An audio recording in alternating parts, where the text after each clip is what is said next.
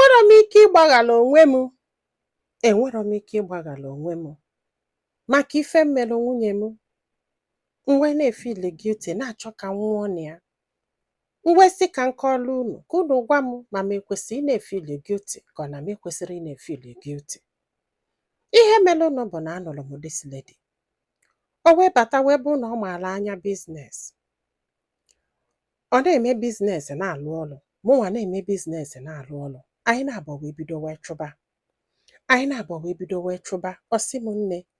na fa nwesịrị so many houses na fa nwesịrị ma hotel ma gas stations na fa nwe so many things dị n'afa ha na ya na nwunye bịalụ together as a joint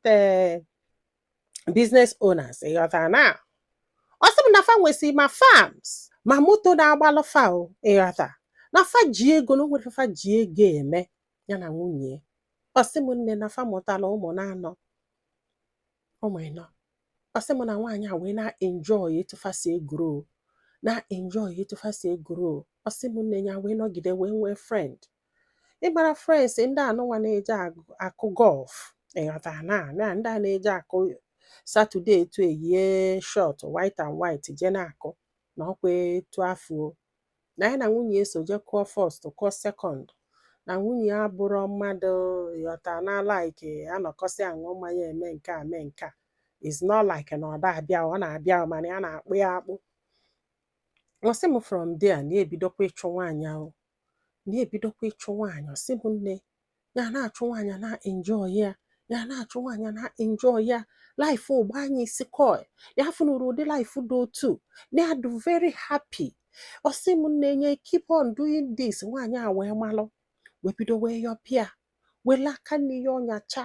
wele aka ekpe ya ọnyacha. Ọ sị m mba ya sị ọ bụ na ọma mbudo onwe ya jebe na ọ bụ na ọma mbudo onwe ya jebe ọ chọọ kafa gbasaa ka o jebele onwe ya na echego n'elu chi na ana ka ya si akwụsị this life na o kwerie. Ọ sị bụ na nwoke na-eke ikpe amụ ọkwa na ụma ịgbara ife na-aza na imenetego arụ nọrọ na your 50s ọ nọrọ na your 40s or 60s abịa na-akpọtala ihe ụmụaka nọ 20 years 19 years 22 years fa na-afịa gị aka na-eme gị feel good ya ị na-afụ ụmụ ihe akwụsị ọtọ ya ụdị ọbụla ị chọrọ ya isi etu ụdọba onwe gị a na-eme gị ife niile dị n'ụwa that feelings ada echefu echefu. Ọ sị m nne ọ sị m nwaanyị a na-ayọ anya ajụ ya wee luo one day wee kpọọ ya wee sị akafa gbasaa na ọ bụrụ na fa gbasaa ka ọ ghara ị na-efilizi pains ịghọtara na pains ọ na-efili ka ọ ghara ị na-efilizi ka o jebele onwe ya ma ọkwa ma ya nwa kwụsị na ya ma nkwụsịnwu na ya try go n'elu try ya na ana na ya ma nkwụsịnwu na ya na-agwa ya eziokwu. Ọ sị m this lady wee sị ya na ọ bụrụ na fa gbasaa ka ekwere maka businesses ha ya sị ya eke nye eke. Ọ sị mba na ya ma mmenwuye ya ejezie n'ọlụ mebezie biznes sọsị ya na ya ma mmenwuye na ya na-enjoy nyanwa etufa na-abọsị atụta alụ etufa na-abọsị eme biznes na the best thing ya na-enjoy na this marriage bụ etufa si egoro etufa si emekọ biznes together na ya chọrọ ka anything na-apịa that thing ya na ya na-abụ ịbụ biznes owner ya wee sị ama na ya ma nkwụsị. Ọ sị ọ bụ na ọ chọrọ kafa gbasaa anya bịa kafa je gbasaa ịghọta na ọ sị mfe weta divorce paper filisie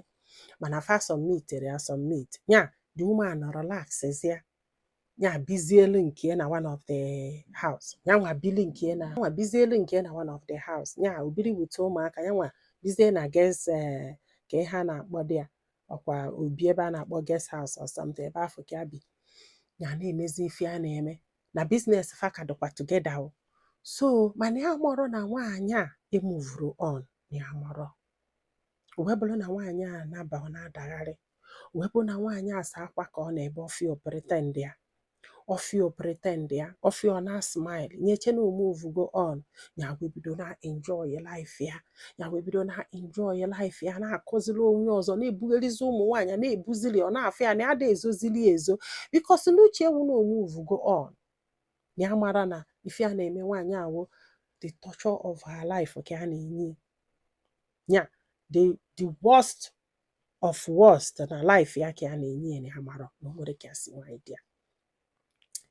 N'ife a nụzikwa bụ na nwaanyị anọkọta mebe ka onye ala ahụ onye isi adọrọ mma, omekete ka onye isi adọrọ mma, omebe ka onye isi dị mma, omekete ka onye isi dị mma, ome ka onye isi adọrọ mma, ọnọkọta ọtọkụwa sens, ọnọkọta ma ya tọkụ na sens, ya na-asị kedu ife na-eme ya, ewetụrụ ewe ju ụlọ ọgwụ wee nene asị na o nwee brain tumor, a very big one,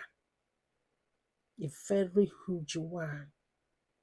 Dọkịta wee sị na olu dị 50-50 na ife anọ ya bụ 20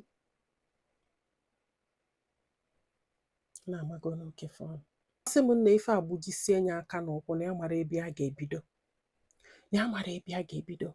Nwaanyị a na-agbaline, nwaanyị a na-agbaline, ụmụ ya na-ebe, ụmụ ya na-ebe. Ọ sị m na ya chefusila onwe echefukwa ụmụaka sef. Ya wee kwụsị ife niile ya na-eme wee bugaribe nwaanyị a, wee bugaribe nwaanyị a na o nwere ife nye nwere ike give to save this woman, but no. Asị na ọdụgo late. Dọkịta wee na-asị kedu ụdị emotional dị otu, kedu ụdị ekwesị ka eme nye. Ọ sị m na ya bụkwa eje obodo oyibo still emesi enye dị umeanụ nwụrụ. Ọ sị m nne ka dịsi umeanụ nwụrụ na ọ dị aka na mmepe ike abanye. Nya ihe a niile ya na-emesi etu fie n'anya ka vom. Ọ sị m fie n'anya ka vom. Nya amala ebe ya nọ, nya echeta ebe ya nọ, nya echeta ebe fa bidoro, nya echeta ụwa ya niile,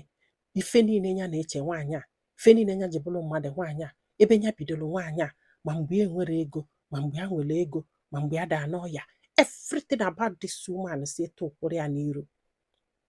Ihe achọ ịpịala ụmụ ya bekete na-asị ya, daddy,